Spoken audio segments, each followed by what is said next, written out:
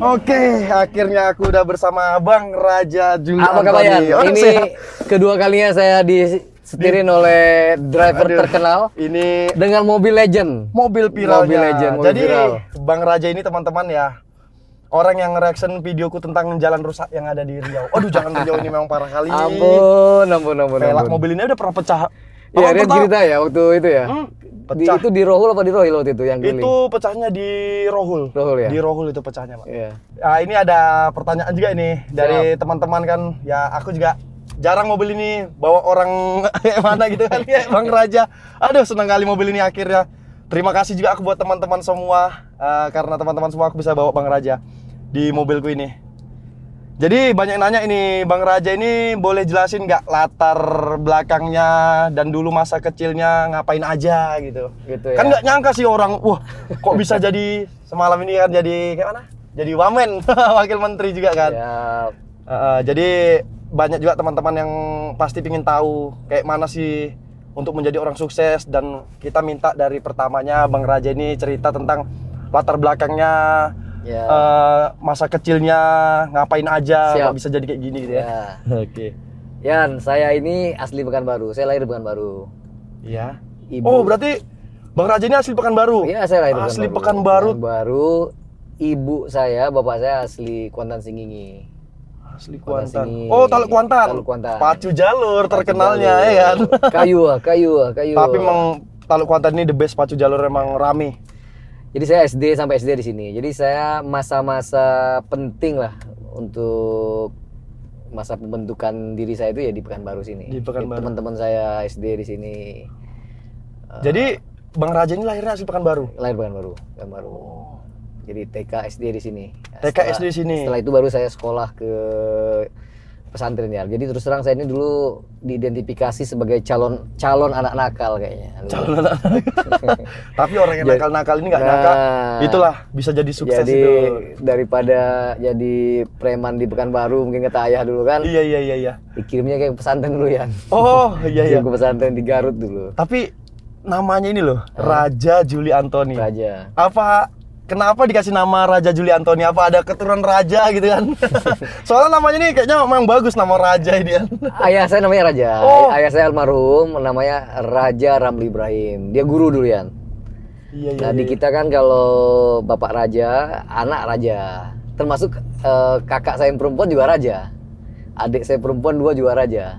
Oh, semua namanya raja. Raja. Kalau aku kan marga Samosir. Jadi dia bakal keturunan bakal ada Ya. Samosir gitu. Ya ini semua kasih raja. Makanya kadang-kadang kakak perempuan saya dan adik perempuan saya terutama kalau di luar Riau tuh suka susah itu. Lo kok raja? Kok laki-laki? Apa kok perempuan? Kok bukan ratu? Gitu. Tapi gini loh, Bang Raja. Ini kan cita-cita anak-anak itu kan dari kecil itu kan pingin jadi polisi, pingin jadi tentara, jadi dokter. Tapi dia nggak sesuai sama cita-citanya yang diharapkan dari kecil. Dan Bang Raja ini dulu waktu kecil tuh cita-citanya mau jadi apa? Kan nggak nyangka bisa jadi kayak gini sekarang. Apa memang mau jadi jadi wamen? Iya. Aduh, nggak kebayang lah waktu itu. Dulu cita-citanya waktu kecil mau jadi apa ini? Karena keluarga tuh keluarga guru ya. Ayah saya guru ya. Dulu apa namanya, amai kakak ayah, adik ayah tuh banyak guru. Saya tuh pengen jadi guru sebenarnya ya. Oh, jadi guru dulunya? Iya, kayaknya jadi guru itu ya keren gitu loh. Karena ngelihat ya mungkin pakai seragam gitu ya. Iya, Baris-baris gitu loh. Jadi waktu kecil saya kayaknya enak nih jadi guru gitu. Jadi saya pengen jadi guru tuh. Ya tapi saya sempat jadi akhirnya sebelum saya di politik saya jadi dosen. Dosen berarti kan guru di universitas kan, sama-sama guru lah ya. Iya, tapi kemudian ya itu akhirnya jadi politisi nih, jadi wamen jadi ya. Pernah jadi dosen juga berarti. Ya. Ini kan di Pekanbaru ini atau sekarang anak-anak zaman sekarang ini Bang Raja, nggak di Pekanbaru, nggak di Jakarta semua. Semua daerah ini kan sekarang lagi gila-gilanya otomotif kayak mobil, motor. Aduh, anak sekarang aja kita dulu zaman SD masih naik sepeda mungkin ya. Atau masih jalan kaki kan. Anak sekarang SD udah punya motor. Jadi Bang Raja ini suka otomotif juga ya? Ya lumayan. Jadi suka otomotif ini suka di mobil tua atau mobil sport gitu kan? Ada orang tua ini kan suka mobil sport. Ya saya lebih suka mobil sport ya. Ya lebih suka mobil sport. lebih keren lah. Lebih keren. Gitu. Soalnya kan banyak orang-orang yang Ya. udah tua ini suka mobil Tapi saya klasik. punya motor klasik, bukan motor klasik lah, Motor tapi apa itu? motor bersejarah. Motor yang pertama kali saya punya Mm-mm. setelah nikah ya, gue punya motor. Sampai sekarang masih ada. Motor apa itu? Honda Suprafit. Suprafit. Suprafit saya Honda beli Suprafit. mungkin Irit tuh minyaknya itu? Hah? Irit tuh minyaknya. Irit ya, irit banget. Dan Jual- sampai sekarang masih baik. Jual lah sedikit sama awak kan. Nggak bisa lah kita jual itu. Itu kenang-kenangan. Itu legend itu nggak bisa. Legend, Sampai ya. sekarang kalau saya ngantar sekolah anak masih pakai motor itu. Jadi itu motor kenangan tuh yang udah nganterin saya kemana-mana dulu. Waktu belum mampu kita beli mobil ya. Itu pun mobil beli motor pun ada subsidi orang tua dulu itu. Jadi itu motor dulu dibeliin orang tua, beli sendiri tuh. Ya ada subsidi lah. Jadi ada sisa uang saya tapi ayah saya nambahin tuh, almarhum nambahin. Tapi sekarang Rian tawar berapa pun nggak akan saya jual itu. Itu Aku kenang-kenangan. dulu memang kalau nggak karena didikan orang tua nggak jadi gini juga aku, Bang Raja. Gimana tuh gimana? Aduh, aku dulu minta motor itu Hmm. ya kayak apalah sampai nangis-nangis dulu ya. Itu pun wah suruh kerja mati-matian nyincangi berundulan sawit, aku naik becak ngantar kayu, aku ngangkat buah sawit, dodos buah sawit baru aku bisa ngumpulkan uang. Itu rupanya nggak beli motor, udah kumpulkan capek-capek nggak beli motor, uang malah dibelikan HP. Tapi dari HP itulah aku bisa jadi konten kreator sampai sekarang. Alhamdulillah. HP yang dikasih orang tua itu dulu zaman dulu Apa dulu? Handphone pertama apa konten dulu? pertama kali itu pakai apa? Oppo A37. A37. Iya, yang Cukup kecil ya? Cukup untuk buat konten cukup. Goyang-goyang. Goyang-goyang, Tapi ya? gitu pun banyak nonton dulu. Zaman dulu itu HP itu udah mewah kali. Dulu Tapi- itu HP aku beli harganya 2.800.000, sekarang cuma 500.000. Secondnya 500.000. Tapi karena itu justru bisa beli motor, bisa beli mobil ya. bisa beli motor, bisa beli mobil, dan HP itu sekarang masih ada, tawar berapapun nggak bakal aku lepas. Nggak akan dilepas. Sama. dengan motor tadi. Karena bersejarah. Ya. Tapi itu juga tuh yang harus ini ya. Maksud saya itu dunia yang kadang-kadang banyak orang tua kita yang nggak terlalu paham ya. Bahwa ya sekarang ekonominya nggak lagi dagang, maaf, di warung, di pinggir Betul. jalan kan. Justru sekarang menjadi konten kreator kan menjual ide kan, menjual gagasan, menjual kreativitas kan. Ya, menghibur orang. Menghibur orang. Di situ kita dapat uang gitu, dan uangnya kan kita Rian sekarang alhamdulillah udah sejahtera. Tapi aku dulu itu Bang Raja, waktu kuliah itu pernah sampai putus asa. Kan aku kuliah nggak tamat nih. Ya. Aku kuliah di Teknik elektro kan? Iya, Teknik Elektro Iya. Universitas Lanjang Kuning. Aku tuh nggak punya laptop, nggak punya komputer. Aku tuh bodoh. Kuliah itu termasuk orang bodoh. Aku ini mau jadi apa? Ini besar semua orang. Aku Iya. pintar-pintar. Aku bodoh, ini mau jadi apa? Rupanya nggak nyangka lah, karena COVID. Dulu Iya, itu kan COVID menyelamatkan ya. Menyelamatkan. Jadi ada momentum untuk mencari ruang-ruang kerja lain ya. Betul. Tapi maksudnya itu definisi kerja itu yang kadang-kadang di dunia lama ya itu berbeda. Kalau dulu tuh kan orang bangga, Heeh. mungkin sekarang orang bangga punya anak PNS karena itu dianggap sebagai sebuah pekerjaan yang ada jaminan karena setiap bulan punya gaji kan. Dan terpandang di masyarakat ya karena pagi hari udah pakai seragam Iya, iya, ya iya. kan. Dan banyak orang yang sebenarnya ada pekerjaan yang menghasilkan uang lebih banyak, tapi itu dianggap nggak pekerjaan. Kayak Rian ini bisa jadi didefinisikan nggak ada kerjaan anak itu gitu. Iya, Kadang-kadang betul. gitu loh. Bangun suka-suka hati, kayak nggak ada kerjaan Padahal sih. kan ujungnya apa dari pekerjaan itu kan menghasilkan Menghasilkan uang. hasil uang, bisa kasih orang Menghibur tua, orang juga kan. menghibur kan. Tapi teman-teman ya, jadi kalau kalian lihat balihonya Bang Raja di Pekanbaru. Udah ada ya? Udah banyak Hah? kali Lihat balihonya. ya? Tapi balihonya ini memang keren. Kenapa? Fotonya ganteng lah, mantap. Ampun. Fotonya jadi makin muda juga sih tuh. Tapi asli memang Biasa muda ya. lah, di crop lah itu kan. Jadi gelarnya aku nggak nyangka Bang Raja ini ada gelar PhD. Rupanya Oh. Bang Raja ini lulusan S2 di Australia. S2 saya di Inggris. Di Inggris ya? Ya, S3 saya di Australia. Wih, Ya. sampai S3? S3. Aku ngambil S1 aja mau mampus. Saya hobi belajar, Rian. Saya hobi belajar, apa ya, bukan... Sebenarnya lebih hobi nyari beasiswa. Iya. Nyari beasiswa, dengan beasiswa itu kan jadi dapat belajar gratis tuh gitu. Jadi saya dari S1 saya udah dapat 2 beasiswa dulu. Udah dapat Dua beasiswa. Jadi saya dulu ke orang tua udah bilang, kalau saya nggak di semester tertentu ya, itu ada foto saya. Oh iya. Ada Jadi, ya? Fotonya di mana-mana ada. Iya, ada ya. Tapi aku pun dari kecil nggak pernah dapat juara sekolah. Dari pertama sekolah, bahkan aku tinggal kelas 2 tahun. Kelas 1 SD sama kelas 4 SD aku tinggal kelas. Jadi kalau mau jadi konten kreator harus tinggal 2 tahun ya? Hah? Jangan Enggak kayak dong, gitu. jangan. Tapi jangan. dari anak santri ya, anak santri di Garut terus merantau Ya. jauh ke luar negeri. Waduh. Itu tadi saya Mantap. bilang, saya hobi Ya dulu pesantren ya, 6 tahun saya di Darul Arkom, Garut, terus di UIN Ciputat. Hah? Itu saya dapat 2 beasiswa, dua beasiswa. Jadi saya lupa di semester 5 atau apa, saya udah bilang ke ayah, ke ibu, kalau saya nggak minta uang jangan dikirim gitu. Karena saya udah bisa hidup dari beasiswa dan ada pekerjaan kecil serabutan lah. Di S2 juga dapat beasiswa dari Chevening Scholarship, itu beasiswa dari pemerintah Inggris juga. Nah, jadi kan lumayan kan bisa jalan-jalan ke luar negeri. Waktu itu saya udah punya anak juga, bisa dibawa tapi dengan bukan uang pribadi gitu loh Yan. Nah dulu itu aja niatnya sebenarnya. Pengen ke luar negeri, mengalami, ya dapat ilmu tapi mengalami hidup luar negeri, tapi jangan pakai duit sendiri kan, nggak ada duit sendiri kan. Benar. Caranya gimana? Cari beasiswa. Jadi hobinya nyari beasiswa. S3 apalagi 4,5 tahun kan di Australia. Itu juga dibiayai itu oleh pemerintah Australia gitu. Jadi anak saya kan bisa sekolah di Australia waktu itu mulai SD. Yang ketiga lahir di Australia juga tuh. Jadi semua Australia. Masuk sekolah. Ya, jadi maksudnya itulah hobinya belajar dan dari beasiswa dulu. Aku entah kenapa kalau yang namanya udah tahu matematika, belajar itu mengapa lagi, itu lah paling penting. Karena memang kuliah itu nggak ada keinginan dari hati dulu, karena dijanjiin kawan ada kerjaan, rupanya memang nggak tamat ya, nggak nyangka bisa jadi konten kreator sampai sekarang. Iya.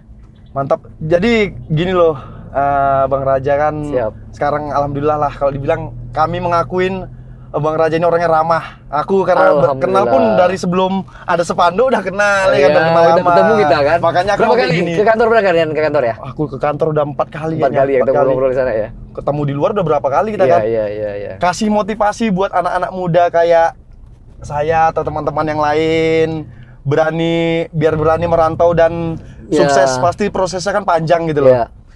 Pertama gini ya, menurut saya nggak ada kunci kesuksesan yang tunggal sih. Nggak ada ingredient ya, nggak ada cara yang tunggal. Masing-masing orang tuh punya jalannya sendiri, punya pintu keberhasilannya sendiri. Kayak Rian gitu kan. Dari mana? Justru kena kreativitas.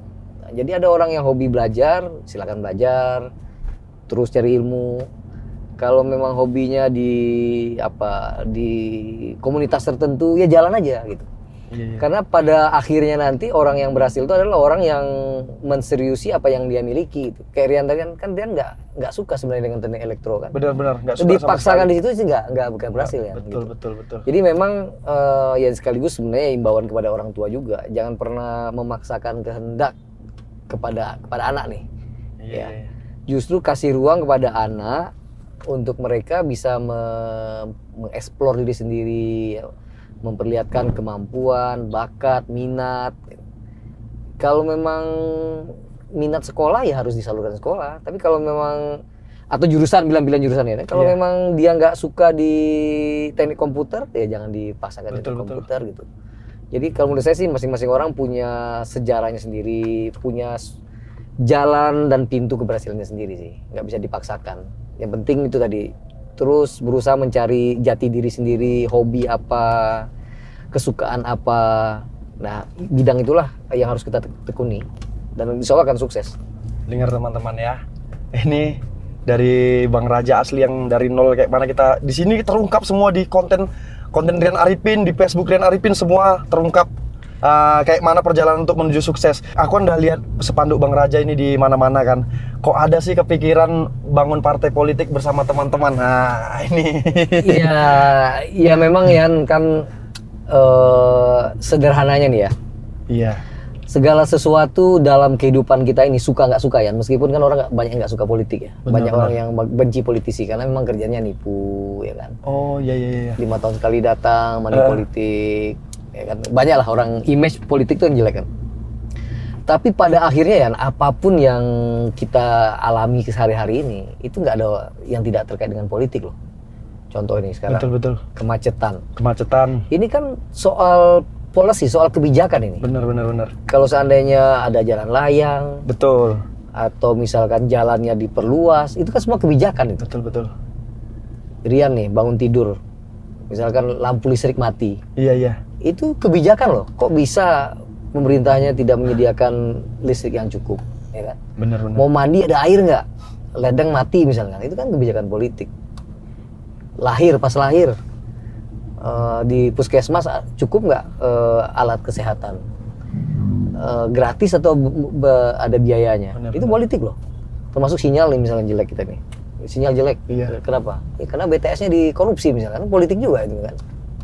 Jadi Ya. nggak ada sebenarnya nggak terkait politik. Nah waktu itu saya bilang ya udahlah, kita nih berapa anak muda yang terkait dengan politik, oke kita coba mendirikan sebuah partai namanya PSI, Partai Solidaritas Indonesia. Ya niatnya gitu, untuk mengajak anak-anak muda terlibat di isu-isu politik, dan satu saat kita harapkan mereka menjadi pemimpin politik gitu yang bisa melakukan apa tadi, kebijakan-kebijakan yang berpihak kepada anak muda ya, kepada apa namanya, orang-orang miskin ya, menegakkan keadilan gitu. Jadi gitu teman-teman ya, Bang Raja bangun partai politik, lihat tujuannya, ada jawabannya yang bagus, dan itu semua nyata.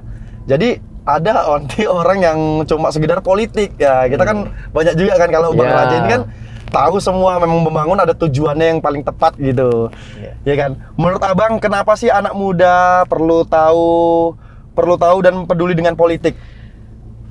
Pemilu nanti nih Yan, di Iya. Februari 2024 itu jumlah pemilih mudanya ya, generasi Z dan milenial itu hampir 60% loh.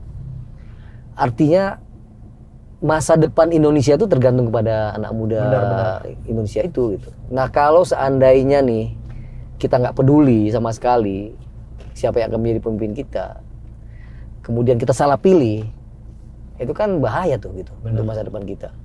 Kebebasan berekspresi ya. Kalau nanti gimana kalau orang nggak boleh lagi lucu-lucuan di TikTok? Iya. Ya misalkan, itu kan kebijakan tuh Yan. Kemarin TikTok Shop ditutup misalkan, itu juga kebijakan kan. Pak Omen, banyak kenal kita. Tuh, kenal Halo. kita dia. Kenal dia Marian. Iya. Tuh, harga gitu Yan tuh. Iya. Oh. Halo Bang. Oh.